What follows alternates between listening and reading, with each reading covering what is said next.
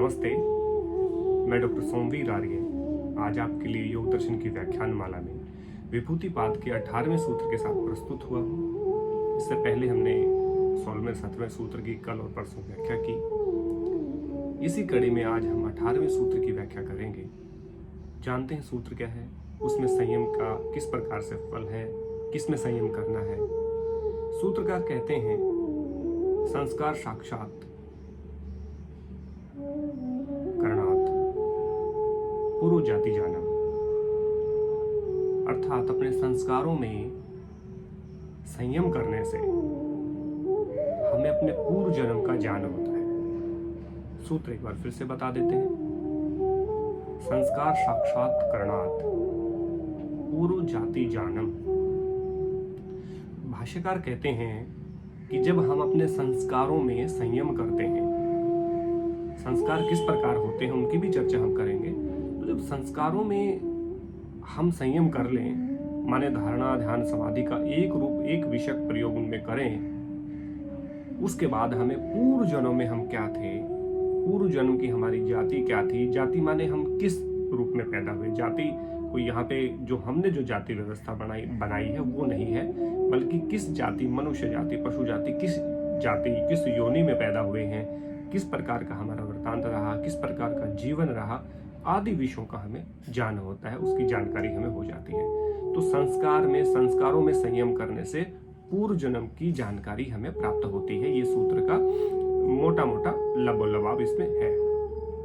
अब संस्कार कैसे पैदा होते हैं? संस्कार दो तरह से पैदा होते हैं। एक संस्कार होते हैं जो क्लेशों से या फिर आपके जो वासना है उनसे पैदा होते हैं, या जिस प्रकार से आपकी कोई वृत्ति रही है उस वृत्ति के अनुसार पैदा होते हैं। दूसरा संस्कार जो है वो पैदा होता है आपके कर्म फल के अनुसार। जिस प्रकार के कर्म किए हैं उसी प्रकार के संस्कार आपके भीतर जन्म लेते हैं। तो पहले संस्कार हैं जो क्लेशों से भी उत्पन्न होते हैं, जो आपकी वृत्तियों से, आपके क्रियाकलापों से जो उत्पन्न होते हैं। दूसरा आप जो कर्म फल की व्यवस्था से होते हैं, जिस प्रकार के कर्म में आप लीन थे उसी प्रकार के संस्कार आपके भीतर होते हैं। और उन संस्कारों में जब हम संयम करते हैं तो हमें पूर्व जन्म का ज्ञान होता है, जानकारी हो जाती है। अब पूर्व जन्म की जो जानकारी है वो दो प्रकार से होती है।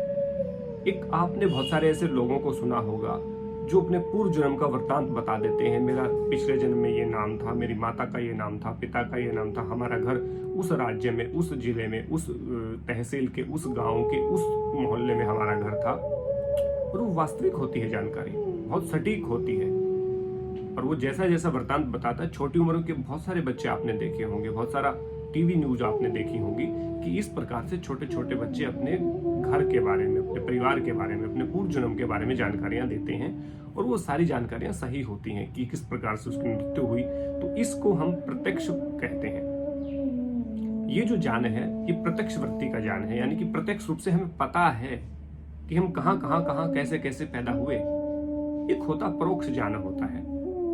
जिस प्रकार से गाय के बछड़ा जो पैदा होता है या भैंस का जो बच्चा पैदा होता है, ये पैदा होते ही उनका दूध पीने के लिए स्तनों के पास जाते हैं। गाय के स्तन के पास, भैंस के स्तन के पास, कोई भी ऐसे पशु पैदा होता है उसको पता है कि पैदा होते उसको दूध कहाँ से मिलेगा, लेकिन उसको ये याद नहीं होता कि वो पिछले जन्म में किसका उसने दूध पिया, कौन उसकी गाय, उसकी माता थी, कहाँ उसका जन्म हुआ था। इसको परोक्ष ज्ञान कहते हैं। तो पशुओं में इस तरह का परोक्ष ज्ञान होता है, व्यक्तियों में भी इस तरह का परोक्ष ज्ञान होता है। उसको सारे संस्कार तो हैं, उसको देश काल आदि उसको ध्यान नहीं होता कि किस देश में, किस काल में, कहाँ वो पैदा हुआ, परंतु उसको आभास होता है बहुत सारी चीजों का। जिस प्रकार से एक बछड़े को अपनी गाय के दूध पीने का, उसके स्तनों के पास जाने का आभास होता है, जानकारी होती है, ऐसे ही परोक्ष रूप में जो ज्ञान होता है उसको भी हम संस्कार में संयम करने से, दो प्रकार के प्रत्यक्ष और परोक्ष ज्ञान होते हैं। तो इस प्रकार पूर्व जन्म की जानकारी होती है संस्कारों में संयम करने से। तो अब कहेंगे कि बच्चों में ऐसे कैसे जानकारी होती है, क्योंकि बच्चों ने तो योग नहीं किया, बच्चा तो जानकारी सारी बता रहा है। लेकिन यहाँ पे आप मान के चलिए कि पिछले जन्म में, पूर्व जन्म में जो संस्कार रहे हैं, उसकी वृत्तियां जैसी रही हैं, उसके योग के प्रति जैसा समर्पण रहा है, पिछले जन्म में भी उसने योग किया हो सकता है, उसकी साधना कुछ समय कुछ समय तक गई हो, कुछ हद तक गई हो, जिस प्रकार से ईश्वर प्रणिधान केवल उन व्यक्तियों के लिए बताया गया है जो व्यक्ति पूर्व जन्म की साधना कर रहे थे लेकिन मुक्ति नहीं मिली, शरीर कंप्लीट हो गया, पूरा हो गया, आगे जन्म में वो शुरुआत वहीं से करता है, तो केवल ईश्वर प्रणिधान से या अभ्यास वैराग्य से भी वो समाधि को प्राप्त कर लेता है। तो ऐसे संस्कार किसी बच्चे में भी हो सकते हैं। पूर्व जन्म में किसी अच्छे योगी के पास रहा हो, कोई अच्छी साधना की हो, कोई भक्ति की हो, किसी न किसी योग मार्ग पे चला हो। अनेकों गुण हो सकते हैं, अनेकों मार्ग हो सकते हैं, किसी न किसी मार्ग पे चला हो तो संस्कार उसमें मौजूद होते हैं। तो इस प्रकार से यदि आप देखेंगे कि संस्कारों का जो खेल है वो बहुत गहरा होता है।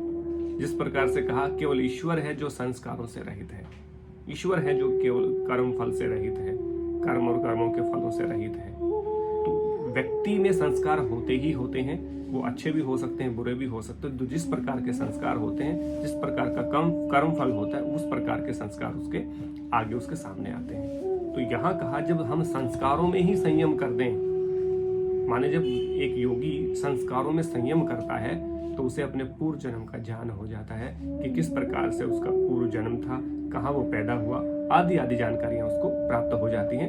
ये इस सूत्र का सार है, जिसको हमने कहा संस्कार संयमात, संस्कार साक्षात करणात पूर्व जाति जानम। ये सूत्र है 18वां विभूतिपाद। तो आशा करता हूँ आपको ये व्याख्यान अच्छा लगा होगा। कोई डाउट है, कोई क्वेश्चन है तो मुझे जरूर कमेंट बॉक्स में इसका कमेंट करके पूछिएगा। और आप इतना ढेर सारा प्यार मुझे दे रहे हैं सारे यूट्यूब पे चैनल पे जा करके। बहुत सारे हमारे योग के परिवार के सदस्य लगातार बढ़ रहे हैं। 8000 से ज़्यादा का हमारा परिवार हो गया। इसके पीछे आप लोगों का डेडिकेशन है, आप लोगों का समर्पण है, आप लोगों का भाव है मेरे प्रति।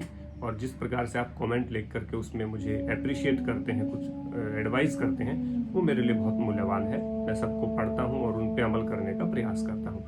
इसी प्रकार अपना स्नेह और अपना प्रेम बनाए रखिए। इतना कीमती समय देने के लिए मुझे बहुत बहुत धन्यवाद। जल्द ही एक वीडियो में लेकर के आऊँगा, स्वाध्याय और सानिध्य के ऊपर भी लेकर के आऊँगा। कितना इम्पोर्टेंट है, किस प्रकार से एक अनपढ़ व्यक्ति भी स्वाध्याय करके कितना आगे जा सकता है, वो कहानी के माध्यम से, सच्ची कहानी के माध्यम से आपको बताने का प्रयास करूंगा। तो इसलिए स्वाध्याय करिए। फिर से स्वाध्याय की रिक्वेस्ट करते हुए आप सब स्वाध्याय करें, स्वस्थ रहें, मस्त रहें, सुख समृद्धि रहे, आरोग्यता आपके पास रहे, आप सब चीज़ों से संपन्न रहें और संपन्नता आपके पास रहे। इसी आशा और विश्वास के साथ आप सबका बहुत बहुत धन्यवाद। जय हिंद, जय भारत, नमस्ते।